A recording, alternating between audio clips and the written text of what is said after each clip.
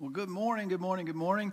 Last weekend, if you weren't here, it was Super Bowl Sunday, which was great. But we did something we hadn't done in a long time. We invited people to join a team and be part of our church as we do something significant by serving each other. And we thanked a couple of hundred of you who are already volunteering and serving others. And just to kind of give you some good news, 60 more people Sunday raised their hand and said, hey, I want to serve. I want to do something significant. I want to invest in other people's lives. And so that was super exciting. And I think it's worth enjoying.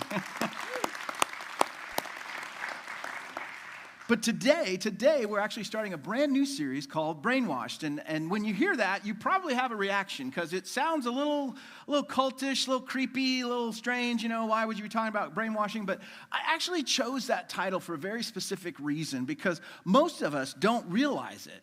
But there are attempts going on to brainwash us all the time. And brainwashing on its face is actually pretty simple. Brainwashing is an attempt to get you to believe something different than what you currently believe. So that because you believe differently, you will start to think differently. And if you start to believe differently and think differently, eventually you will start to act differently. And so brainwashing in and of itself is really not all that uncommon. I mean, politicians do it, your friends do it, you see it on social media, YouTube does it. I mean, it is all over the place, people trying to get you to buy things and do things and stop this and start that. I mean, it happens all the time. And to be honest with you, a lot of it is fairly harmless because you're being brainwashed to be patient and to think you're making progress all the time, and you don't even know it. So let me give you an example of this. Most of the time, when you get on an elevator, you get in and you punch your floor, right? And then you pretend the other people on the elevator aren't there because you got to look straight ahead, pretend like nobody else is here. If you happen to be next to the panel, though, and the door hasn't closed, what do? You push the door close button, don't you? Right? I mean, am I the only one? Nobody else does. You push the door close button, and you know what happens? Absolutely nothing. That's right. Somebody knows. Since 1978, if you don't have a key in the thing in an elevator, the door close button does absolutely nothing. But we stand there and we push it. We think we're doing something, don't we? We're like, hurry up. Everybody's ready. We can close the door.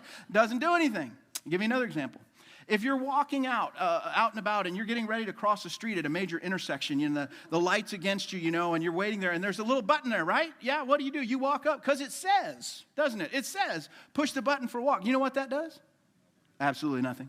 It doesn't do anything. Most cities, their major intersections in the last 2 or 3 decades, they took that button. They unplugged it because all the street lights are on a timer trying to get traffic to move faster. They're not going to stop because you want to cross the street. I'm sorry to tell you that. But they're not going to do it, So it doesn't do anything either. Here's the one that really made me mad. If you work, and probably not if you work in a smaller space or whatever, but if you work in one of these giant skyscraper corporate office kind of buildings where they've gone in and it's floor after floor after floor and people are renting space and doing all this other stuff, and you work for one of these big companies, and you go in, and on the wall they have something that's supposed to make you more comfortable, right? There's a thermostat right there on the wall in your office area somewhere. Well, according to HVAC guys who install this in large office spaces, 90% of them are dummy units. They don't change anything.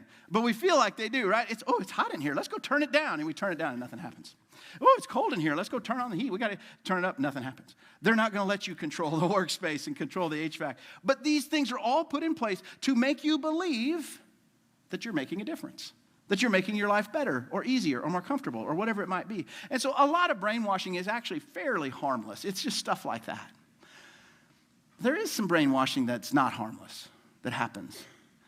You see, there's some things that we are told or enticed to believe that if we actually believe them and start to think that way and start to act on that, we actually start chipping away at our own life, at our own happiness, at our own fulfillment. And I can give you a couple of just very quick examples. We'll get into some more, but for so many of us, you know what this is like. When we begin to feel like we're not valuable, that we're not important, that what we have to say does not matter, that's actually, we're believing something that's changing the way we're thinking and changing the way we're acting.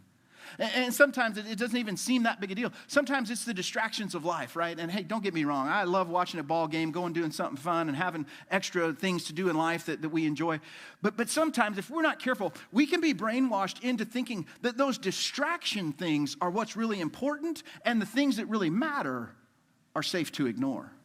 Because it's changing what we believe, and we're beginning to believe that the most important thing is to have fun instead of what's actually most important. And some of us, even when it comes to relationships, we've been brainwashed. And I know this is going to sound weird. Some of you are going to be like, that doesn't sound right at all. And others, you don't want to shake your head, but you're going to be like, well, yeah, that's exactly right. We've been brainwashed to think that relationships, which we know intuitively, relationships should be a source of joy. They should add richness to our lives. But we've been brainwashed in many cases to think that relationships simply exist for drama. It's drama between me and my parents. It's drama between me and my brother or sister. It's drama between me and my kids or me and my spouse. I mean, you can't really have relationships without all this ongoing drama all the time. That's what relationships are supposed to be like. And it's not true. As a matter of fact, none of those things are true. They're all lies. But we're invited, we're enticed, we're sometimes even tricked into believing these lies. And I thought about that, and I realized, that's kind of odd, because when somebody lies to me, and you guys are probably the same way, when somebody lies to you, especially somebody close, friend, family member, somebody that you've known for a while, and you realize they just out and out lied to me, you push back a little bit, don't you? I mean, it's a while before you trust them again. You kind of put some space between you and them, because you're like, they violated that trust. They lied to me. I can't go back and just pretend like everything is like it was before, because they lied. But there's one exception. There's one exception to that. You see, there is somebody in your life that lies to you all the time. They lie to you over and over and over and over. And you believe them over and over and over. And even though they've lied to you, and even though you find out that lie is not true, and it was actually harmful and hurtful, they lie to you again, and you still believe them again. And here's how I know this. Here's the proof of it. Because every single one of us in this room has had this experience. And so don't think, well, am I the only one, or I don't want to pretend like I know that. Yeah. Every single one of us. We got that thing, we got that space in our life. And the best word I can come up with is regret. Where we come to that place and we regret that we are in that place. But here's the important word: again. I've been here before. I've done this before. I've said this before. I've clicked on that before. I've acted like this before. I've spent money on that before. And I'm here again wishing I hadn't done that. See, because you were lied to. And you were brainwashed into believing that lie was true. And it changed the way you thought. And then it changed the way you behaved. And you did it again. And you end up in that spot again going, how come I keep ending up here? Because you believe the lie. And the one that's been lying to you continues to lie to you. And that place of regret, which again, I'm not beating you up. I'm telling you, we've all experienced this. We all continue to experience this. That place of regret, it kind of turns into a sort of prison that you can't get out of. And again, you know this because you keep ending up there. And the crazy part about it is the only lock on the door of this prison that you keep ending up in is the lie you believe. That's the thing that actually locks the door shut. And so while that sounds dark and discouraging, I understand that, there's actually good news. There's a way to fight this. But not just fight it, there's actually a way to win. And what we're going to look at the rest of this morning is this big idea, and actually throughout this whole series, this big idea that your life can change. You can be changed by changing your mind. There's so much of your life happens up here before it ever happens out here. And so you can be changed by changing your mind. Now, if you have a Bible or you're in the app, we're going to be in 2 Corinthians chapter 10 this morning. Because in 2 Corinthians 10, Paul wrote to some friends and he said, this is how you get out of this prison. This is how you deal with this thing where you end up coming back to the same place time and time again. And he kind of explains the process of what happens, and then he talks about what to do as a result of it. And I believe, for Paul, he went through this process. The reason he can write about it so well is because he experienced it. And so not only is this something he's gone through, he's here to turn around and say, hey, I figured out some things about this, and I want you to figure out some things about this. So if you've got your Bible, 2 Corinthians chapter 10, we're going to find out that there's a way out, but it takes a big decision on your part, and it takes a crazy amount of power for this to change. 2 Corinthians chapter 10, verse 3. It says this: for though we live in the world, we do not wage war as the world does. The weapons we fight with are not the weapons of the world. On the contrary, they have divine power to demolish strongholds. And we'll finish this here in just a moment, but I don't want you to miss what happened. He kind of outlined what's happened to every single one of us, right? I mean, he's writing to followers of Jesus. And so if you're not yet a follower of Jesus, some of this may sound, I don't know, I don't understand, and that's okay. I hope that you'll just lean in and listen anyway. But if you are a follower of Jesus, he's talking to you specifically. And he's saying, look, you live in this world, yes. I mean, you're just like everybody else. You got to eat and breathe and drink and sleep and go to work and do all the things that everybody else does. Yes, you live in this world, but you're not of this world. You're not like everybody else in a very important respect. Because as a follower of Jesus, your life has changed. When you said that I'm going to follow him, I'm going to make him the focus of my life, I'm going to put everything into following him and trusting him, something very important and fundamental changed in your life.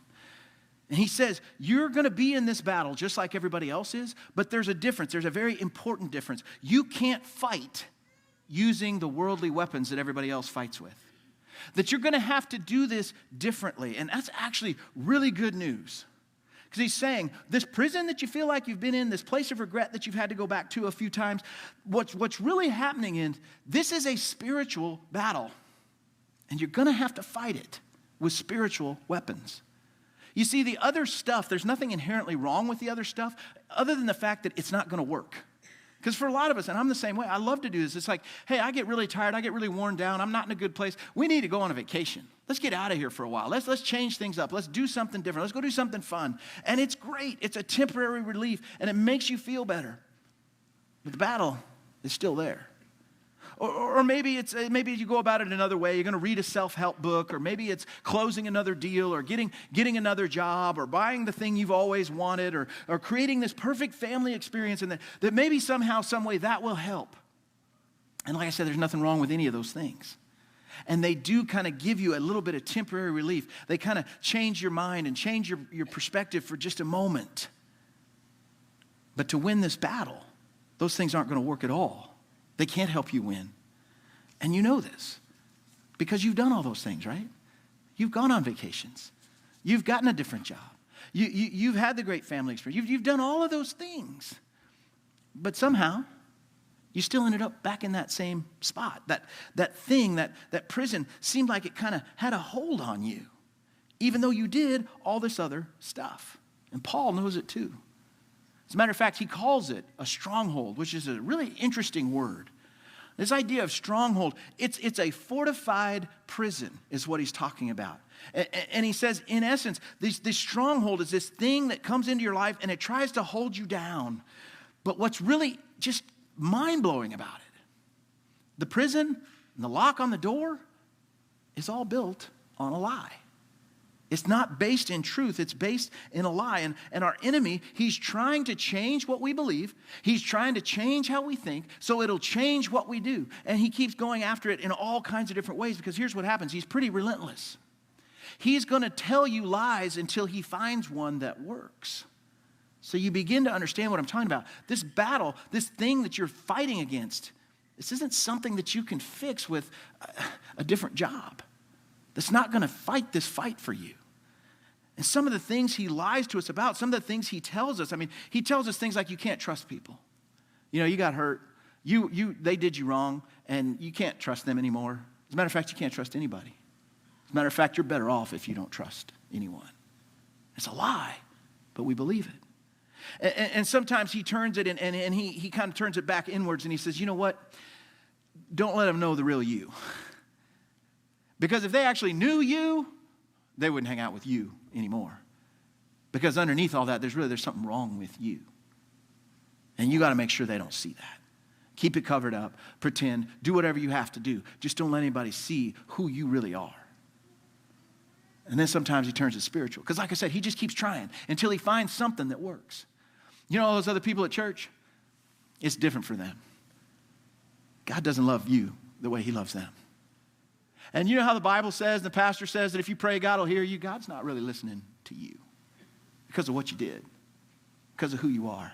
He's not really listening to you. He doesn't love you the same way. And so he keeps trying. He keeps spinning lie after lie after lie. You're always going to be bad. You're always going to be hurting. You're always going to struggle with this. And he just keeps telling you lie after lie after lie until he finds one that you're willing to believe. And Paul said, you have to demolish this, which I love that word. He doesn't say you need to deal with it. He doesn't say you need to manage it. He doesn't say you need to acknowledge it. He says you need to demolish this. It's a very powerful word. Have you ever seen a building blown up? I love watching these on TV where they put all the charges in the building, they stack them up, and they put them, get smart people to figure out where to put them, and they time them out, and the whole building goes down, right? I mean, it's amazing to watch. That's not what demolish means. It's the beginning of what demolish means, but it's not what demolish means, and at least not the way Paul's using it. So he's not saying you just need to blow it up. Because you know what happens once the building blows up? Like when you get to that final piece on the side where there's just kind of dust and debris everywhere. Here's what happens, and this is no fun part. Nobody watches this on TV. They bring in all this equipment, and the stuff that's still stacked up, they tear it down piece by piece.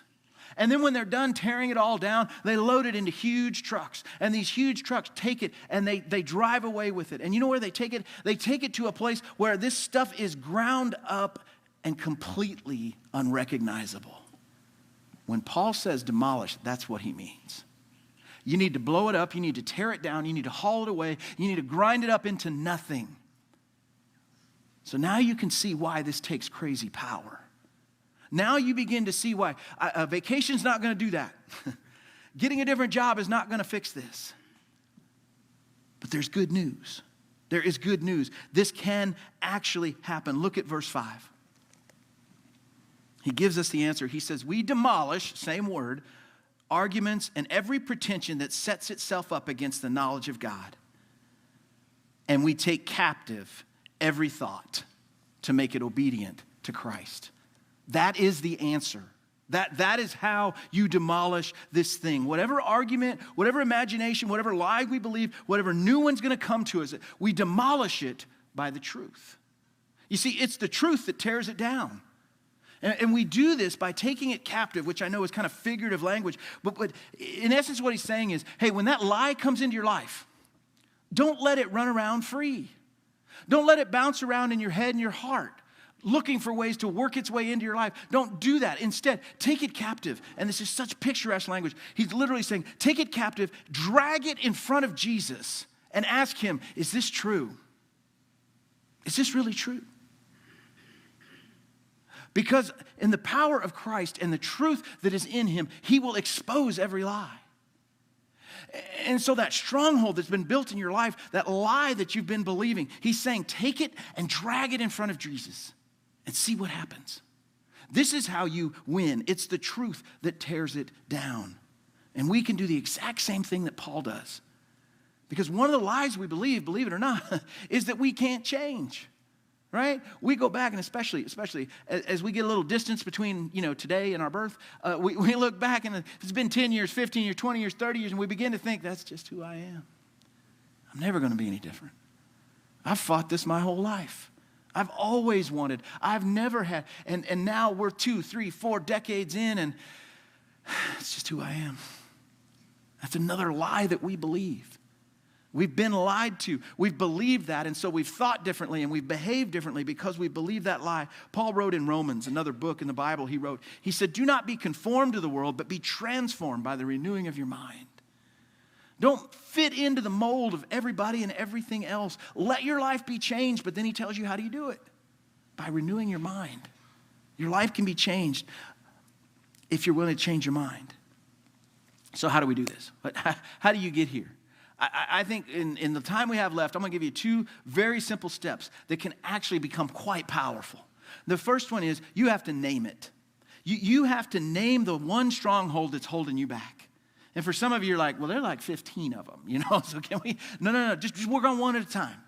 But you need to name the one thing. What is it that is holding you back? What is that thing that you keep coming back to? And you have to define it.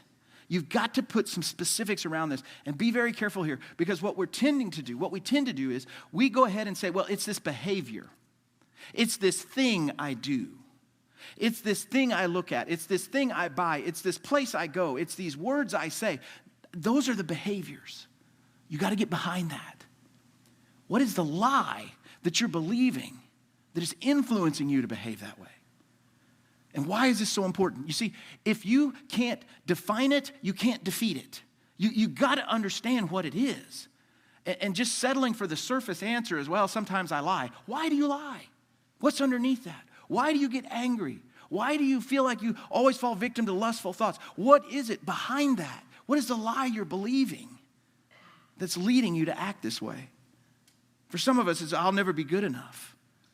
Some of it, I don't deserve anything good. I'm always going to be broke. I can never be close to God. I can't have real meaningful relationships. I don't know what it is, but you've got to find it. You've got to define it, and you've got to name it because it's a lie from the enemy, and it's kept you in prison. And the crazy part about it, like I said at the beginning, that lie is what's locked the door. And the truth will actually absolutely tear it down. And I want to be transparent this morning because it's easy for me to sit here and say, well, hey, you guys need to do this. One of the strongholds that I have struggled with my whole life, and this, I'm not going to blame my parents, I'm not going to blame the way I was brought up, I'm not going to blame any of that stuff. It was a lie that I chose to believe. And that lie has been with me as long as I can actually remember, okay? So this isn't like, hey, I picked up a bad habit 3 years ago. This is something that I have always believed. I have always believed, and the way it shows up in behavior is I have to outdo everybody else. That I have to outperform everyone else. I want to be the smartest guy, the strongest guy, the fastest guy, the highest achieving guy. I've got to win. Because if I don't win, and here's the lie, you don't have any value. If you can't win, if you can't be the best, if you can't beat everybody else, it's not that you lost, it's that you don't have any worth. And that lie has been with me, like I said, from my earliest memories. And so as you think through your lie, I know at least with mine, that lie that I've got to win, that's impacted my marriage. I mean, I love my wife, I do, but I have to win. That's impacted how I parent. I want my girls to grow up and be godly, great young women, but I need to be the best. It's impacted how I work with other people. Man, I want to see my company be successful. I want to see people move forward, but I need to be just a little bit better than they are. And what's so devastating about this, and this is true for you too, whatever lie it is that you're believing, there's elements of truth in it, right? I mean, yes, of course you should work hard and do your best. Absolutely. Of course it's okay to be competitive and to try to win something. Of course you should. Of course you can. Which works as a great cover for the lie that says if you don't, you're not.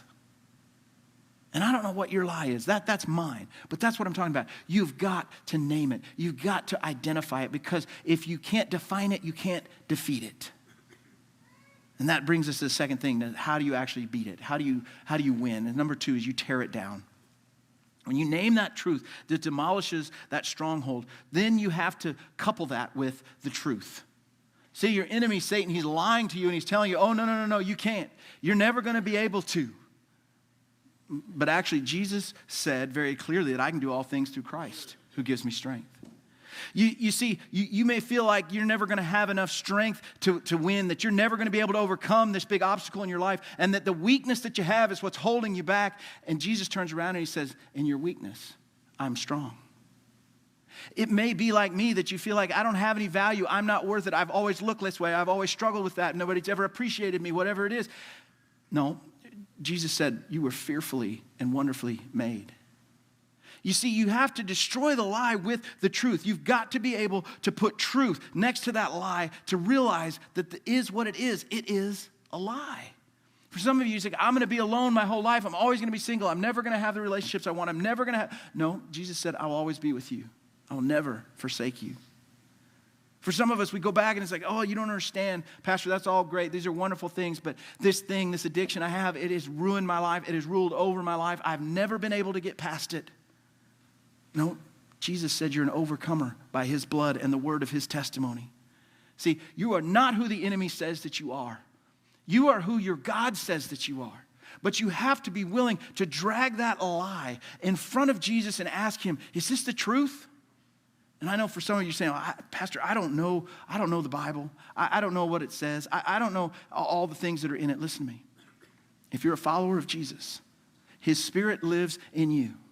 And if you are willing to capture that thought, capture that lie, instead of letting it run around free and drag it in front of Jesus and ask him, is this true?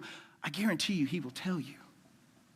Because Jesus is the way, the truth, and the life. He can't lie to you. The truth is what will tear this down. And so many of you guys, we've all made the same mistakes. We've all made the same mistakes. We have tried to fight this battle with the wrong weapons. And it is so frustrating, and it is so humiliating, and it feels like it is never going to work. And again, partially that's true. It's never going to work if we keep fighting it that way. But if instead we fight a spiritual battle with spiritual weapons, and we force these lies to encounter Jesus and the truth that he says about us, all of a sudden it's refreshing.